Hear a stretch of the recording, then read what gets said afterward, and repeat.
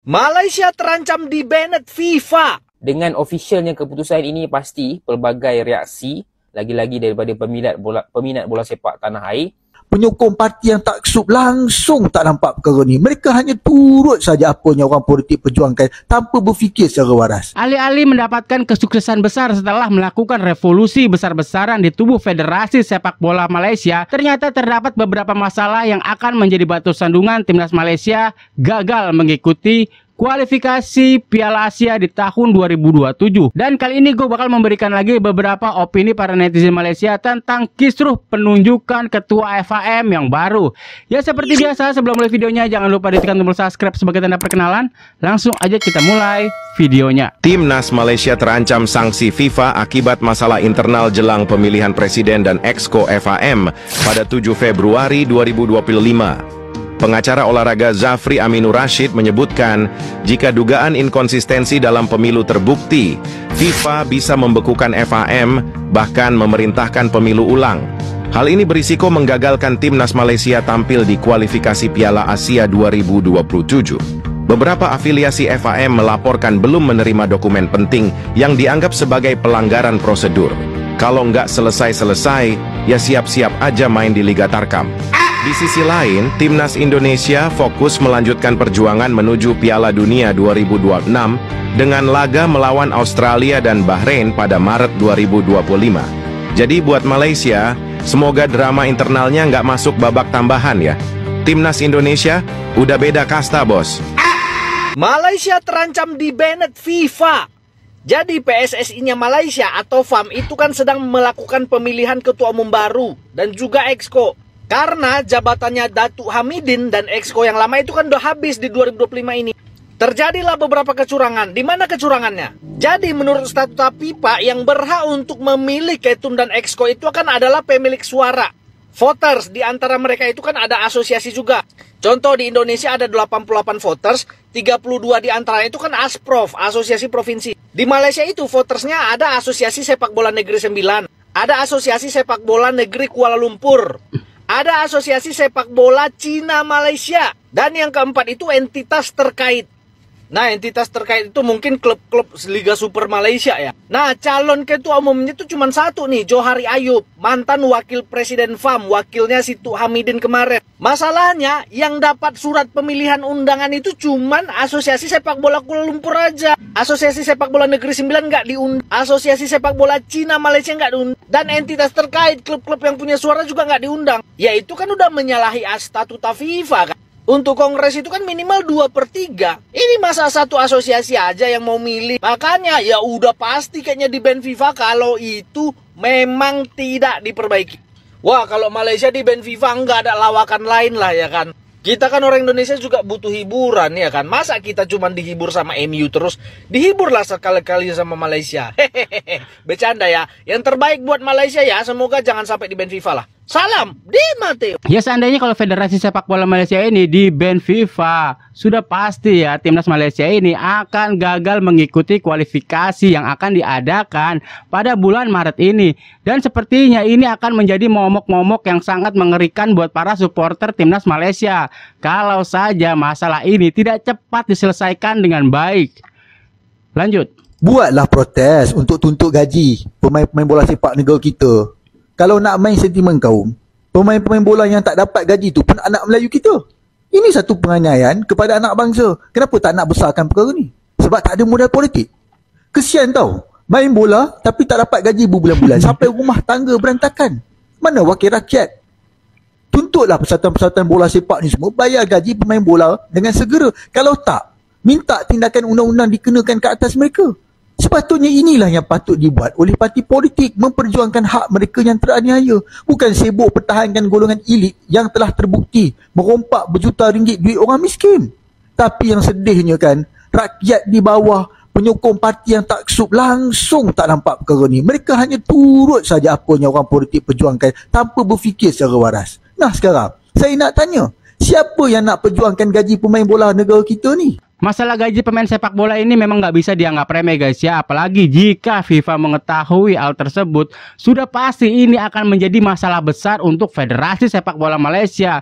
Karena ancamannya itu FAM bisa dibekukan guys. Dan seharusnya pejabat-pejabat terkait Malaysia ini segera mengambil tindakan. Kalau tidak, sudah pasti Malaysia akan terkena sanksi yang sangat berat dari FIFA. Presiden FAM Tan Sri Hamidin telah pun membuat keputusan untuk tidak mempertahankan jawatan dia pada tahun hadapan. Ini adalah satu berita yang sangat tergempar, bukan sahaja untuk peminat-peminat bola sepak Malaysia, malah daripada negara-negara jiran pun mungkin akan terkesan dengan berita ini. Okey, jom kita sembang sikit. Sebelum tu, korang yang minat konten-konten isu semasa bola sepak, bolehlah tekan butang follow. Dah tekan, mantap. So, mulai tahun hadapan, pada tarikh Februari 15, 2025, kita akan mendapat Presiden FAM yang terbaru. Tan Sri Hamidin ni dia bukanlah letak jawatan, cuma dia tak sambung lah dia punya kontrak sebagai Presiden FAM tu, ataupun dia tak run lah. Okay. Dia bagi orang lain lah yang cuba untuk menjadi Presiden. Okay. So, dengan officialnya keputusan ini, pasti pelbagai reaksi lagi-lagi daripada peminat bola sepak tanah air. Apa-apa pun aku ucapkan terima kasih kepada Tan Sri Hamidin. Okey, bertahun-tahun ni ada je benda yang positif daripada skuad Harimau Malaya ni, sebab selalunya orang tengok negatif kan. Contohnya, kita berjaya imbang, kita berjaya seri dengan Korea Selatan 3-3. Tak ada siapa yang akan lupa game tu. Walaupun tak pergi ke round of 16, tapi tak apalah. Okay, 3-3 tu akan saya ingat sampai bila-bila. Okay, satu lagi, Malaysia dapat layak ke Piala Asia secara merit, dan boleh nampak yang skuad ni dah improve, walaupun ada juga isu-isu negatif. Itu kita cerita kemudian lah. So, siapakah yang akan menjadi Presiden FAM yang terbaru? Adakah TMJ? Ini masih lagi rumours lah. Dia belum confirm lagi, kita tak tahu lagi. Tapi kalau TMJ jadi Presiden FAM, kita boleh pergi Piala Dunia agaknya. Jadi inilah polemik utamanya yang akan menggagalkan timnas Malaysia mengikuti kualifikasi Piala Asia tahun 2027, yaitu pemilihan ketua FAM yang baru. Seharusnya tanggal 15 Januari ini Malaysia sudah memiliki ketua FAM. Tapi di saat pemilu, di saat pemilihan itu nggak sesuai dengan standar FIFA, yang membuat FIFA mengultimatum Federasi Sepak Bola Malaysia untuk segera memperbaiki. Dan kalau tidak segera dilakukan, sepak bola Malaysia ini terancam di-banned guys. Selamat pagi boy. Sorry nih keterlambatan ini, sorry nih. Iya, ini gue bahas KKS lawan timnas U17. Ada yang kalah gede nih boy. Mari kita bahas. Timnas U17 asuhan Nova Arianto berhasil mengalahkan tim KKS asuhan Coach Justin dengan laga yang berlangsung 3 babak. Kalau skornya ditotalin itu jumlahnya 13-0. Dimana match pertama itu skornya 3-0, match kedua skornya 7-0, dan match ketiga itu skornya 3-0. Sorry, maksud gue per babak ya, bukan per match ya. Gue sih jujur nggak kaget ya dengan hasil ini ya. Secara timnas loh, timnas masih ya kalah lawan tim yang skupnya adalah cuma satu provinsi doang. Oke lah, waktu di Portugal menang kan lawannya tim akademi ya. Tapi sih kalau misalnya gue inget ya, ada statement begini waktu itu nih, mau lawan Portugal U17 juga gue jadiin. Dan laga ini itu nggak disiarin di mana-mana boy. Jadi gue nggak tahu gimana jalannya pertandingan, siapa yang main bagus dan siapa yang main gak bagus. Kok backgroundnya ini? Halo Mas Daus.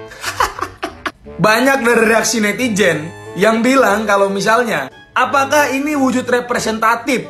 Kalau misalnya total footballnya Coach Justin itu nggak bisa mengalahkan direct footballnya Nova Arianto, yang notabene 11-12 mainnya sama Sintayong.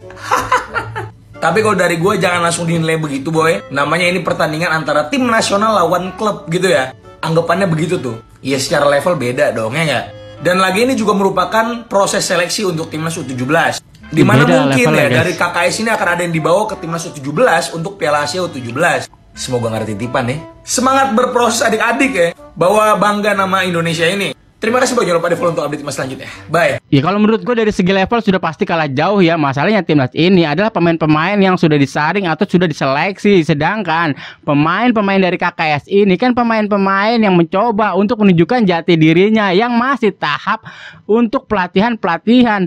Jadi kalau untuk kekalahan 13-0 menurut gue ini hal-hal yang wajar guys, karena beda levelnya. Jangan heran kalau 4 pemain andalan timnas Indonesia di era Coach Sintayong akan dicoret oleh Patrick Kluivert. 4 pemain yang berpotensi dicoret itu adalah Nathan Choaon, Justin Hubner, Pratama Arhan, dan Marcelino Ferdinand.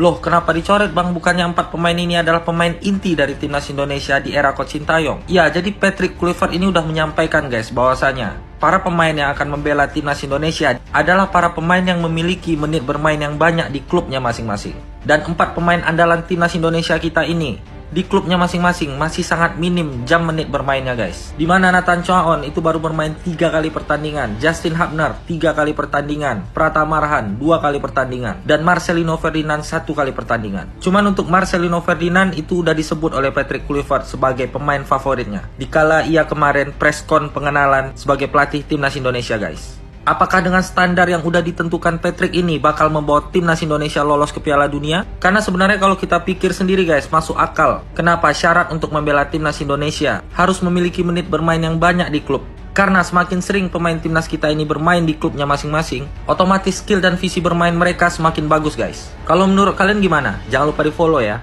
Kalau menurut gua ini hanya asumsi atau opini-opini dari masyarakat aja ya, karena belum tentu apa yang dijabarkan oleh abang barusan ini benar-benar terjadi guys. Karena belum ada prediksi-prediksi line up yang benar-benar nyata dan fakta kalau apa yang dijabarkan ini benar. Jadi kalian tuh gak usah risau ya tentang kabar-kabar yang belum ada kejelasan seperti pemain yang akan dicoret oleh pelatih baru Patrick Kluivert. Jadi kalian santai aja dulu, tunggu nanti di bulan Maret. Jadi sabar aja guys. Ya semoga aja di bulan Maret nanti timnas Indonesia akan meraih kemenangan penuh atas di 2 laga melawan Bahrain dan juga melawan Australia. Itu impian kita sama-sama guys, agar memuluskan timnas kita melaju ke ajang Piala Dunia. Amin. Oke guys, cukup sampai sini dulu videonya. Jangan lupa tekan tombol subscribe sebagai tanda perkenalan. Sampai jumpa di video selanjutnya. Assalamualaikum warahmatullahi wabarakatuh.